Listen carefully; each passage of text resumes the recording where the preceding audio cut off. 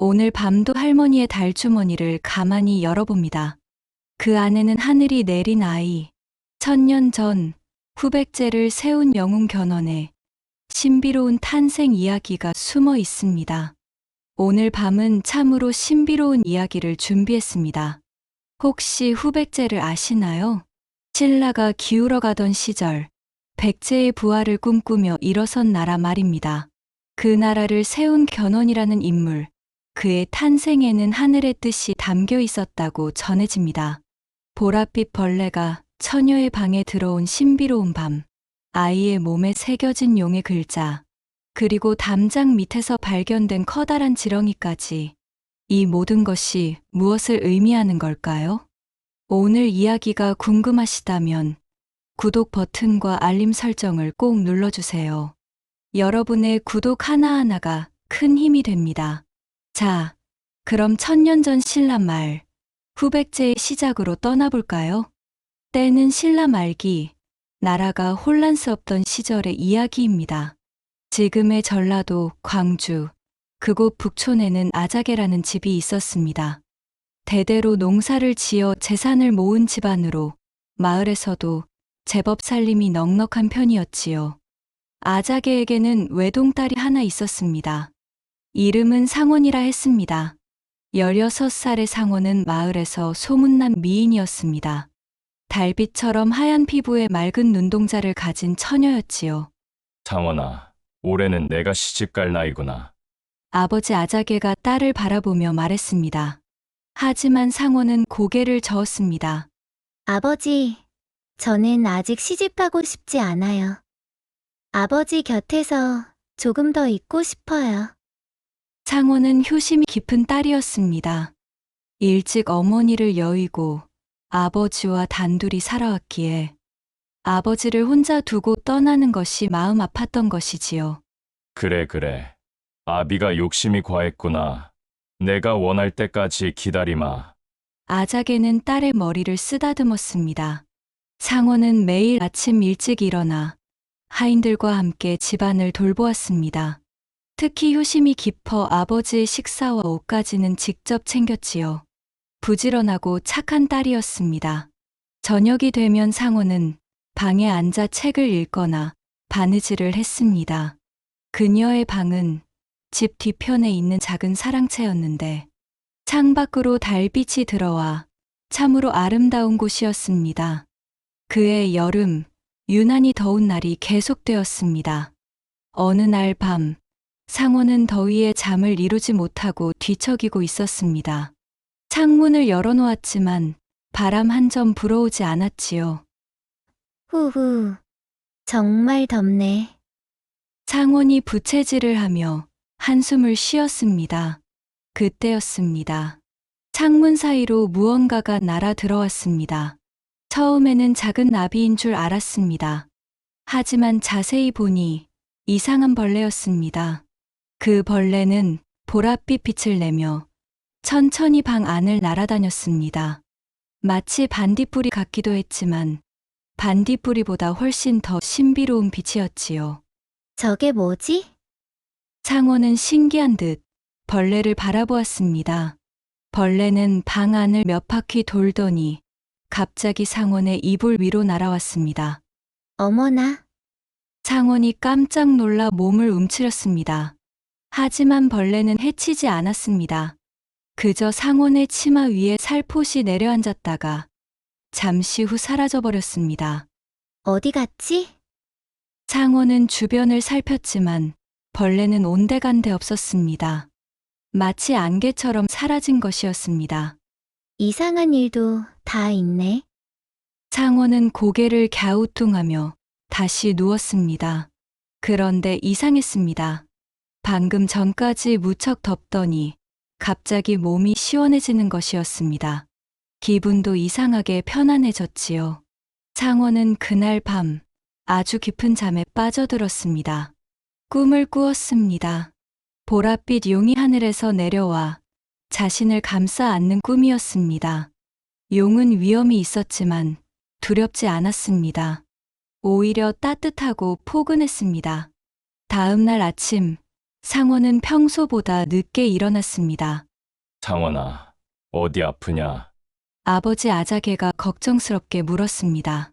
평소 일찍 일어나던 딸이 늦잠을 자다니 이상했던 것이지요. 아니에요, 아버지. 그냥 어젯밤에 잠을 깊이 잤나 봐요. 상원은 웃으며 대답했습니다. 하지만 마음 한편으로는 어젯밤 일이 계속 신경 쓰였습니다. 그 보랏빛 벌레는 대체 뭐였을까? 그리고 그 꿈은 하지만 상원은 아버지에게 이 이야기를 하지 않았습니다. 말해봤자 믿지도 않으실 것 같았고, 괜히 걱정만 끼칠 것 같았기 때문이지요. 한 달이 지나고 2달이 지났습니다. 상원은 몸에 이상한 변화가 일어나고 있음을 느꼈습니다. 아침마다 속이 메스꺼웠고, 평소 좋아하던 음식도 입맛에 맞지 않았습니다. 혹시 상원은 불안한 마음이 들었습니다. 하지만 그럴 리 없었습니다. 자신은 남자를 가까이 한 적이 없었으니까요. 3달째 되던 어느 날, 상원의 몸은 확실히 달라져 있었습니다. 아작에도 딸의 변화를 눈치챘습니다.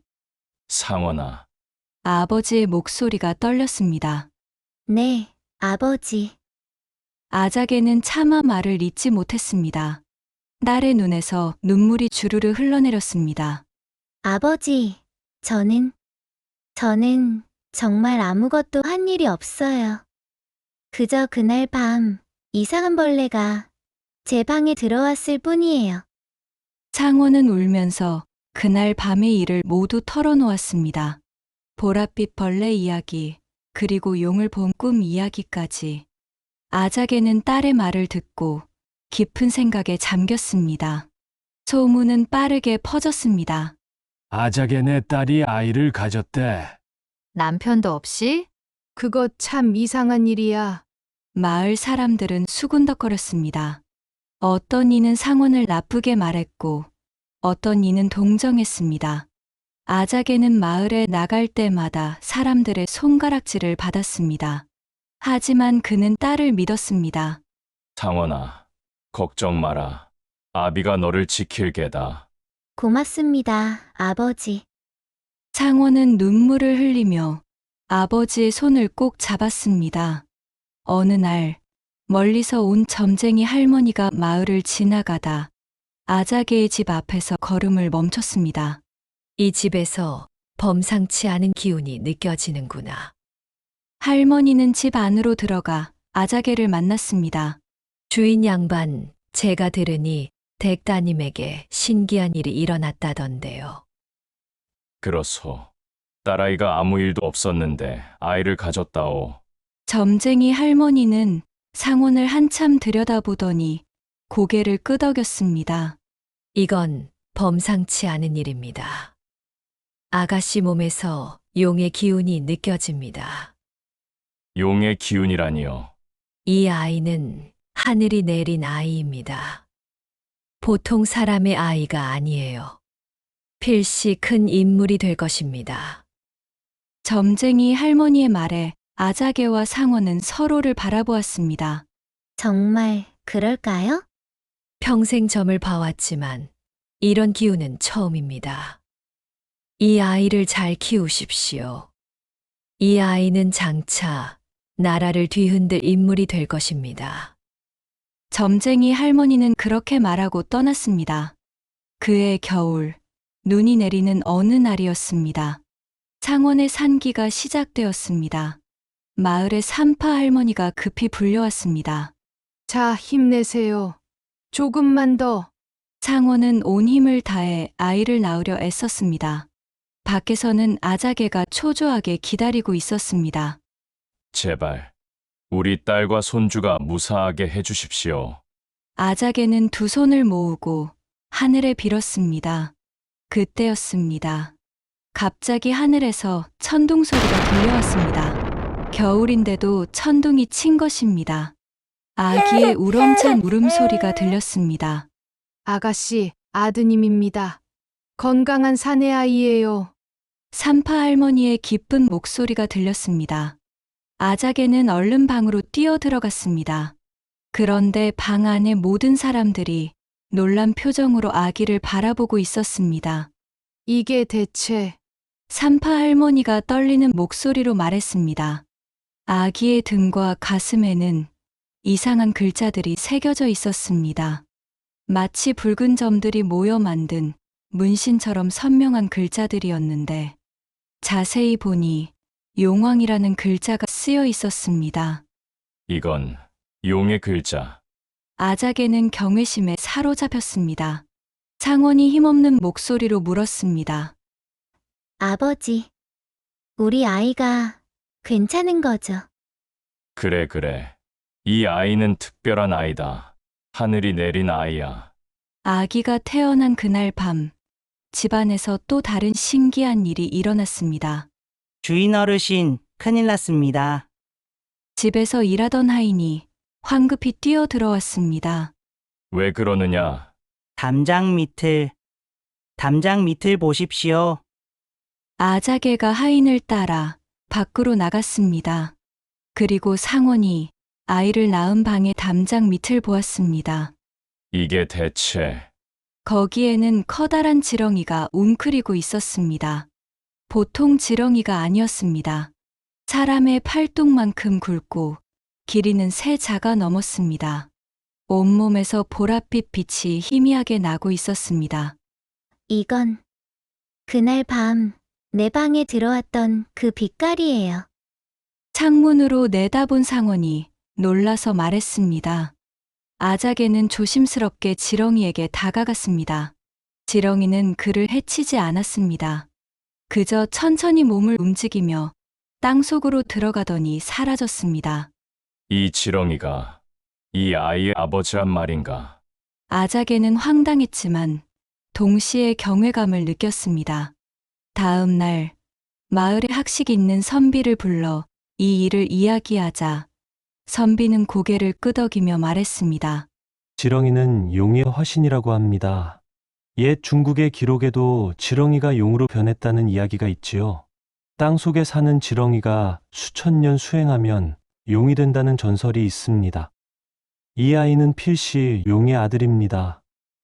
용의 아들이라니. 그렇습니다. 아이의 몸에 새겨진 글자도 담장 밑의 지렁이도 모두가 이 아이가 범상치 않은 존재임을 말해주고 있습니다. 아이가 태어난 지 일주일이 지났습니다. 아자개는 손주의 이름을 짓기 위해 고민했습니다. 하늘이 내린 아이인데 그에 걸맞은 이름이어야 했습니다. 마을의 훈장 선생을 찾아가 의논했습니다. 이 아이는 용의 아들이니 용과 관련된 이름이 좋겠습니다. 훈장 선생이 한참을 생각하더니 말했습니다. 견원이라는 이름은 어떻습니까? 견원. 그 뜻이 무엇입니까? 견은 밝게 드러난다는 뜻이고 권은 빛난다는 뜻입니다. 하늘의 뜻이 밝게 드러나고 빛나는 아이라는 의미지요. 아자개는 그 이름이 마음에 들었습니다. 좋습니다. 이 아이의 이름을 견원이라 하겠습니다. 그날부터 아이는 견원이라 불리게 되었습니다. 신기하게도 견원은 다른 아이들과 달랐습니다. 울음소리도 우렁찼고 눈빛도 또렷했습니다. 마치 무언가를 이미 알고 있는 듯한 눈빛이었지요.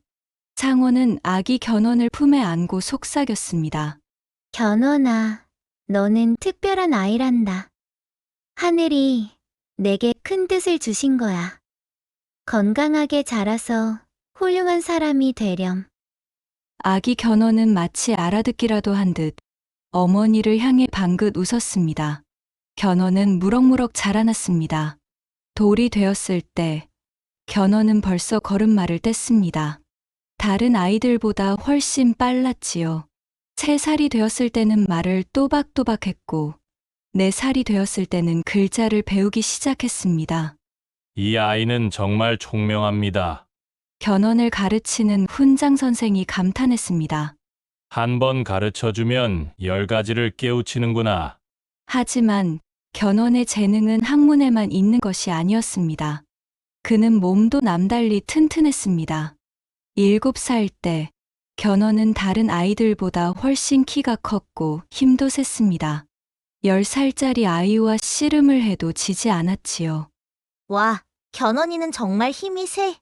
마을 아이들이 견원을 따랐습니다. 견원은 자연스럽게 아이들의 우두머리가 되었습니다. 하지만 견원은 힘만 센 것이 아니었습니다. 마음씨도 곱고 의리도 있었습니다. 어느 날, 마을의 약한 아이가 큰 아이들에게 괴롭힘을 당하고 있었습니다. 이놈들, 약한 아이를 괴롭히다니. 견원이 나서자 큰 아이들은 모두 도망쳤습니다. 견원은 약한 아이를 일으켜 세우며 말했습니다. 괜찮니? 앞으로는 내가 너를 지켜줄게. 견원아, 고마워.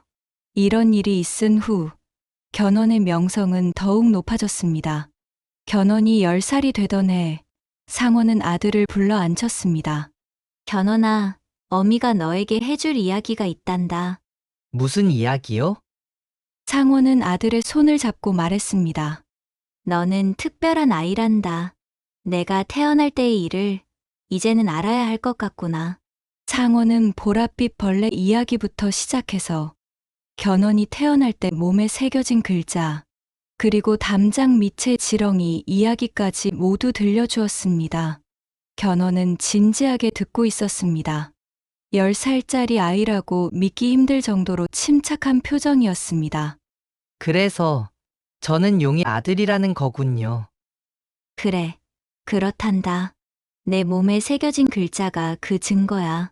견원은 자신의 가슴을 내려다보았습니다. 여전히 희미하게 용왕이라는 글자가 보였습니다. 어머니, 그럼 저는 무엇을 해야 하나요? 하늘이 저에게 바라는 것이 무엇일까요? 상원은 아들의 성숙한 질문에 놀랐습니다. 그것은 내가 자라면서 스스로 깨우쳐야 할 것이다. 하지만 어미는 믿는다. 너는 분명 이 세상에 큰 도움이 되는 사람이 될 거라고. 네, 어머니. 저는 하늘이 주신 이 몸을 헛되이 쓰지 않겠습니다. 견원의 눈빛은 결연했습니다. 그 후 견원은 훈장 선생에게 역사를 배우며 특히 백제의 이야기에 관심을 보였습니다. 훈장님, 백제는 어떤 나라였습니까? 백제는 찬란한 문화를 꽃피운 위대한 나라였지. 하지만 신라와 당나라 연합군에게 패해 멸망했단다. 그 땅이 바로 이곳, 전라도 아닙니까? 그렇지. 우리가 사는 이 땅이 바로 백제의 땅이었단다. 견원은 그날부터 백제에 대해 더 많은 것을 배우고자 했습니다. 백제의 역사, 문화, 그리고 멸망의 아픔까지. 그의 마음속에는 어떤 꿈이 싹트기 시작했습니다. 견원이 16살이 되던 해였습니다. 그때 신라는 극도로 혼란스러웠습니다. 왕실은 부패했고 귀족들은 권력 다툼에만 골몰했습니다. 백성들은 세금에 시달렸고 도적들이 들끓었습니다. 이 나라는 이제 끝났구나. 마을 사람들이 한숨을 쉬었습니다. 견원은 이런 세상을 보며 마음이 아팠습니다. 내가 무엇을 할 수 있을까? 어느 날 마을에 도적대가 들이닥쳤습니다. 도적들이 집집마다 돌아다니며 물건을 빼앗았습니다.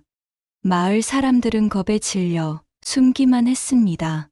견원은 더 이상 참을 수 없었습니다. 이놈들, 약한 백성들을 괴롭히다니. 견원이 도적들 앞에 나섰습니다. 도적 두목이 코웃음을 쳤습니다. 뭐야? 썩 꺼지지 못할까? 하지만 견원은 물러서지 않았습니다. 그의 눈에서 이상한 빛이 났습니다. 마치 용의 눈빛 같았습니다. 도적 두목은 그 눈빛에 주눅이 들었습니다. 뭐야? 이놈의 눈빛이. 견원은 재빠르게 움직여 도적 두목을 제압했습니다. 그리고 다른 도적들도 순식간에 물리쳤습니다. 도적들은 모두 도망쳤습니다. 마을 사람들은 환호했습니다. 만세. 견원이가 우리를 구했다. 이 일이 있은 후 견원의 명성은 주변 마을에까지 퍼졌습니다. 그 일이 있은 후 얼마 지나지 않아 견원은 결심했습니다. 어머니, 할아버지, 저는 군대에 들어가고 싶습니다. 군대라니? 왜 그런 위험한 곳에? 창원이 놀라서 말했습니다. 하지만 아작에는 손주의 눈빛을 보고 이해했습니다. 그래, 내가 가고 싶다면 가거라. 너는 남다른 운명을 타고났으니까. 감사합니다, 할아버지. 견훤은 17살의 나이에 신라의 서남 지역을 지키는 군영에 들어갔습니다. 처음에는 말단 병사였지만 견훤의 재능은 곧 드러났습니다. 그는 무예가 뛰어났을 뿐 아니라 전략과 전술에도 밝았습니다. 그리고 무엇보다 병사들을 이끄는 리더십이 탁월했습니다. 저 젊은이는 범상치 않다. 장군들이 견훤을 주목했습니다. 20살이 되었을 때 견훤은 이미 50장이 되어 있었습니다. 50명의 병사를 이끄는 지휘관이 된 것이지요. 적들이 서쪽에서 쳐들어옵니다. 병사들을 집결시켜라. 견훤의 명령은 간결하고 명확했습니다. 병사들은 견훤을 믿고 따랐습니다. 전투가 벌어졌습니다. 견훤은 선두에서 적을 무찔렀습니다. 그의 용맹함에 적들은 겁을 먹었습니다. 저자가 견훤이다. 조심해라. 적들 사이에서도 이름은 유명했습니다. 이후 몇 년간 견훤은 계속해서 공을 세웠습니다. 25살에는 백부장이 되었고 28살에는 1000명을 지휘하는 장군의 자리에 올랐습니다. 전투가 끝난 어느 날 견훤의 상관인 대장군이 그를 불렀습니다. 견훤, 내 활약이 대단했다. 너는 틀림없이 큰 인물이 될 것이다. 감사합니다, 장군님. 하지만 말이다.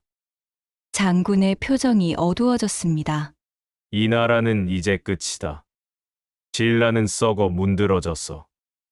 아무리 우리가 변방에서 적을 막아도 중앙에서는 권력 다툼만 하고 있지. 견훤도 그 말에 동의했습니다. 그는 오래전부터 신라의 멸망을 예감하고 있었습니다. 견훤이 29살이 되던 해 그는 휴가를 얻어 광주로 돌아왔습니다. 어머니와 할아버지를 뵙기 위해서였습니다. 견훤아, 어서 오너라. 창원은 아들을 보자 반가워 눈물을 흘렸습니다. 견훤은 어느새 훤칠한 장군이 되어 있었습니다. 어머니, 건강하셨어요? 그래. 내가 무사한 모습을 보니 어미는 더 바랄 게 없구나. 저녁 식사 자리에서 아자개가 견훤에게 물었습니다. 견훤아, 너는 앞으로 어떻게 할 생각이냐? 할아버지, 저는 제 꿈이 하나 있습니다. 견훤의 눈빛이 빛났습니다. 저는 백제를 다시 세우고 싶습니다. 그 말에 상원과 아자개는 깜짝 놀랐습니다. 백제를. 하지만 백제는 200년 전에 망한 나라인데. 알고 있습니다. 하지만 어릴 적부터 배웠습니다. 이곳 전라도 땅은 원래 백제의 땅이었다는 것을. 백제의 후손들이 아직도 많이 살고 있지요. 그들은 신라의 압제 아래 고통받고 있습니다. 신라가 무너지는 지금 백제를 다시 일으킬 때가 온 것입니다. 아자개는 손주의 당찬 모습에 놀라면서도 자랑스러웠습니다. 그래, 내가 하늘이 내린 아이라는 것을 나는 믿는다. 내가 원한다면 그 꿈을 이루어라. 감사합니다, 할아버지. 창원이 조심스럽게 물었습니다. 하지만 견훤아, 나라를 세운다는 것이 그리 쉬운 일이겠느냐? 어머니, 저는 이미 준비하고 있습니다. 저를 따르는 병사들이 많습니다. 그리고 백성들도 새로운 지도자를 기다리고 있습니다. 견훤의 말에는 확신이 가득했습니다. 서기 892년, 견훤은 30살이 되었습니다. 그는 마침내 결단을 내렸습니다.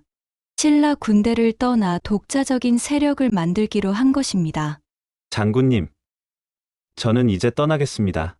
그래, 내가 떠날 줄 알았다. 가거라. 그리고 내 뜻을 이루어라. 상관 대장군은 견훤을 만류하지 않았습니다. 오히려 축복해 주었습니다. 견훤은 자신을 따르는 병사들을 모았습니다. 처음에는 100여 명에 불과했지만 소문을 듣고 사방에서 용사들이 모여들었습니다. 신라의 부패에 실망한 군인들, 백제의 후예임을 자랑스러워하는 이들, 견훤의 명성을 듣고 온 젊은이들. 한 달 만에 500명이 되었고 석 달 만에 2000명이 넘었습니다. 견훤은 이 군대를 이끌고 무진주, 지금의 광주로 향했습니다. 무진주의 신라 관리들은 견훤의 명성을 알고 있었기에 싸우지 않고 항복했습니다. 병사들이여, 그리고 백성들이여, 우리는 이제 새로운 시대를 열 것이다. 견훤의 외침에 병사들이 환호했습니다. 만세, 견훤 장군 만세. 무진주의 백성들도 견훤을 환영했습니다. 신라의 부패한 관리들에게 시달리던 그들은 견훤이라는 새로운 지도자에게 희망을 걸었습니다. 견훤 장군님, 우리를 구해 주십시오. 걱정 마시오. 내가 여러분을 지킬 것이오. 견훤은 백성들에게 약속했습니다. 그는 먼저 백성들의 삶을 안정시켰습니다. 부당한 세금을 줄이고 도적들을 소탕하고 농사를 장려했습니다. 백성들은 견훤을 따랐습니다. 견훤 장군은 진정한 지도자다. 하늘이 내린 영웅이야. 이후 몇 년간 견훤의 세력은 점점 커졌습니다. 전라도 곳곳의 성들이 견훤에게 귀순했고 그를 따르는 군사는 5,000명을 넘어섰습니다. 서기 900년, 견훤은 마침내 나라를 세웠습니다. 완산주를 도읍으로 정하고 나라 이름을 후백제라 했습니다. 백제를 잇는 나라라는 뜻이었지요. 건국식이 열렸습니다. 수많은 신하들과 백성들이 모였습니다. 견훤은 왕의 옷을 입고 단 위에 올랐습니다. 그의 모습은 위엄이 있었고 눈빛은 용과 같았습니다. 과인은 오늘 이 자리에서 후백제의 건국을 선포하노라. 백성들의 환호가 하늘을 찔렀습니다. 견훤은 연설을 계속했습니다. 신라는 백제를 무너뜨렸지만 이제 백제의 후손인 과인이 다시 일어섰도다. 우리 백제의 영광을 되찾을 것이며 백성들이 평안하게 사는 나라를 만들 것이다. 신하들이 큰 소리로 화답했습니다. 대왕 만세, 후백제 만세. 견훤은 그날 밤 홀로 궁궐의 누각에 올라 하늘을 바라보았습니다. 어머니, 할아버지, 저는 해냈습니다. 하늘이 제게 주신 운명을 이루었습니다. 하늘에서는 별들이 빛나고 있었습니다. 유독 밝게 빛나는 별 하나가 견훤을 내려다보는 것 같았습니다. 아버지, 용왕이시여, 당신의 아들이 이제 왕이 되었습니다. 견훤의 눈에서 눈물 한 방울이 흘러내렸습니다. 왕이 된 견훤이 가장 먼저 한 일은 어머니 상온과 할아버지 아자개를 궁궐로 모시는 것이었습니다. 어머니, 할아버지, 이제 궁궐에서 편히 지내십시오. 내가 이렇게 큰 인물이 될 줄 어미가 알았더라면. 상온은 눈물을 흘렸습니다. 어린 시절 사람들의 손가락질을 받던 일, 견훤을 키우느라 고생하던 일들이 모두 떠올랐습니다. 어머니, 그 모든 고생이 헛되지 않았습니다. 어머니가 저를 믿고 키워주셨기에 오늘이 있는 것입니다. 아작에도 감격스러운 표정이었습니다. 내 손주가 왕이 되다니 참으로 꿈만 같구나. 견훤은 어머니와 할아버지를 지극정성으로 모셨습니다. 왕이 되었어도 효심은 변하지 않았습니다. 어느 날 상원이 견훤에게 물었습니다. 견훤아, 너는 내 아버지가 용왕이라는 것을 믿느냐? 견훤은 잠시 생각하더니 대답했습니다. 어머니, 저는 믿습니다. 제 몸에 새겨진 이 글자가 그 증거이고 제가 여기까지 올 수 있었던 것도 모두 하늘의 뜻이었다고 생각합니다. 그래, 내가 그렇게 생각한다면 어미는 기쁘구나. 상원은 아들의 손을 꼭 잡았습니다. 견훤아, 왕이 되었으니 이제 책임이 막중하다. 백성들을 잘 돌보고 나라를 튼튼히 하거라. 네, 명심하겠습니다. 견훤은 훌륭한 왕이 되었습니다. 그는 백성들을 사랑했고 나라를 강하게 만들었습니다. 후백제는 신라, 그리고 북쪽의 고려와 함께 후삼국 시대의 한 축을 이루었습니다. 견훤은 여러 차례 신라를 공격했습니다. 선조들의 원수를 갚기 위해서였습니다. 신라여, 이제 내 시대는 끝났다. 견훤의 군대는 파죽지세로 신라의 땅을 점령해 갔습니다. 하지만 견훤은 무자비하지 않았습니다. 항복하는 백성들은 보호해 주었고 부당한 약탈을 금지했습니다. 우리는 신라의 폭정으로부터 백성들을 해방시키는 것이지, 백성들을 괴롭히는 것이 아니다. 그의 명령에 병사들은 따랐습니다. 어느 날 신하들이 견훤에게 물었습니다. 대왕마마, 대왕께서는 정말 용왕의 아들이십니까? 견훤이 웃으며 대답했습니다. 그것이 중요한가? 중요한 것은 내가 이 나라의 왕이고 백성들을 책임져야 한다는 것이다. 하지만 대왕의 출생 이야기는 참으로 신비롭습니다. 그래, 나도 때로는 신기하게 생각한다. 하지만 나는 이것이 하늘이 나에게 준 사명이라고 믿는다. 백제를 다시 일으키고 백성들을 행복하게 하는 것 말이다. 신하들은 견훤의 말에 감동했습니다. 세월이 흘렀습니다. 견훤의 후백제는 30여 년 동안 이어졌습니다. 비록 나중에는 고려에게 패하여 항복했지만 견훤이 이룬 업적은 역사의 길이 남았습니다. 사람들은 견훤의 이야기를 대대로 전했습니다. 견훤은 정말 용의 아들이었다고 하네. 그의 어머니 방에 보랏빛 벌레가 들어갔고 태어날 때는 몸에 용왕이라는 글자가 새겨져 있었대. 담장 밑에는 커다란 지렁이가 있었다더군. 그래서 견훤이 그렇게 용맹하고 지혜로웠던 거야. 이 이야기는 특히 전라도 지방에서 널리 퍼졌습니다. 사람들은 견훤을 영웅으로 기억했습니다. 견훤 대왕은 우리 백제 사람들의 자랑이다. 비록 나라는 망했지만 견훤 대왕의 정신은 영원하다. 광주의 북촌, 견훤이 태어난 그곳에는 사당이 세워졌습니다. 사람들은 그곳에서 견훤을 기렸습니다. 용의 아들 견훤이여, 우리를 지켜주소서. 어머니 상원도 아들 곁에서 편히 눈을 감았습니다. 그녀는 마지막까지 행복했습니다.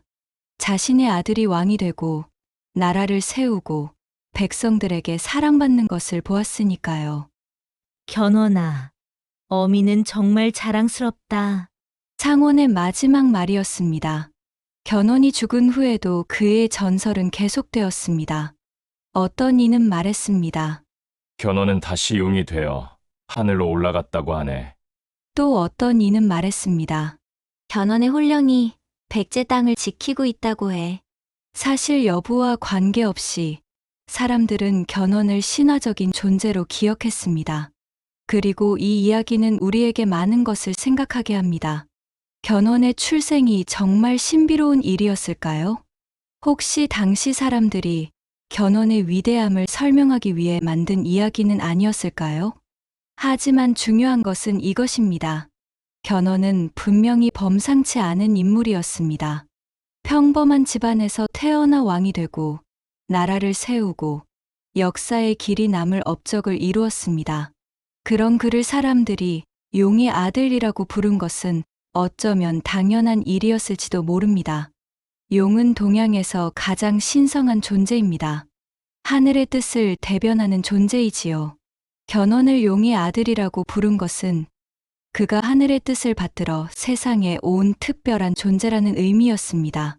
그리고 지렁이. 보잘것없어 보이는 땅 속의 벌레가 실은 용의 화신이라는 이야기도 의미심장합니다. 비록 미천한 출신이더라도 하늘이 그에게 뜻을 주었다면 위대한 존재가 될 수 있다는 메시지가 아닐까요? 견훤의 이야기는 단순한 영웅담이 아닙니다. 이 이야기는 우리에게 여러 가지를 가르쳐 줍니다. 첫째, 출신이 중요한 것이 아니라는 것입니다. 견훤은 왕족도 아니고 귀족도 아니었습니다. 평범한 농가의 외손자였지요. 어머니는 혼인도 하지 않고 아이를 낳았기에 사람들의 손가락질을 받았습니다. 하지만 견훤은 그런 역경을 딛고 왕이 되었습니다. 둘째, 어머니의 사랑과 믿음이 중요하다는 것입니다. 상원은 어려운 상황에서도 아들을 포기하지 않았습니다. 오히려 아들이 특별한 존재라고 믿으며 지극정성으로 키웠습니다. 그 믿음이 견훤을 만들었습니다. 셋째, 자신의 운명을 개척하는 용기가 필요하다는 것입니다. 견훤은 단순히 신라의 장군으로 남을 수도 있었습니다. 하지만 그는 더 큰 꿈을 꾸었고 그것을 이루기 위해 모든 것을 걸었습니다. 넷째, 백성을 사랑하는 마음이 진정한 리더의 조건이라는 것입니다. 견훤이 백성들의 지지를 받을 수 있었던 것은 그가 진심으로 백성들을 아꼈기 때문입니다. 이 모든 것이 용의 아들이라는 신화적 설정 속에 담겨 있습니다. 우리는 모두 용의 아들, 용의 딸이 될 수 있습니다. 우리 안에 하늘이 준 가능성이 있다는 것을 믿고 그것을 펼칠 용기를 낸다면 말입니다. 견훤의 몸에 새겨진 용왕이라는 글자는 어쩌면 우리 모두의 마음속에 새겨진 가능성을 상징하는 것인지도 모릅니다. 땅속의 지렁이가 하늘의 용이 될 수 있듯이 평범한 우리도 특별한 존재가 될 수 있습니다. 그것이 바로 견훤의 이야기가 1000년이 지난 지금까지도 우리에게 전해지는 이유입니다. 여러분, 오늘 밤 이야기는 어떠셨나요? 용의 아들로 태어나 후백제를 세운 견훤의 이야기. 참으로 장엄하고 감동적인 이야기였지요. 우리 모두는 각자의 운명을 타고났습니다. 그것이 어떤 모습이든 우리 안에는 특별한 가능성이 숨어 있습니다. 견훤처럼 그 가능성을 믿고 용기 있게 자신의 길을 걸어간다면 우리도 역사에 남을 만한 삶을 살 수 있을 것입니다. 그리고 무엇보다 견훤의 어머니 상원처럼 자식을 믿고 사랑하는 마음이 얼마나 위대한 힘을 가지고 있는지를 기억하셨으면 합니다. 오늘 이야기가 여러분의 마음에 용기와 희망을 심어드렸기를 바랍니다. 이 이야기가 마음에 드셨다면 꼭 구독 버튼을 눌러주시고 알림 설정도 켜주세요. 할머니의 달주머니에는 아직도 수많은 신비롭고 감동적인 이야기들이 가득 담겨 있답니다. 편안한 밤 보내시고 좋은 꿈 꾸시기 바랍니다.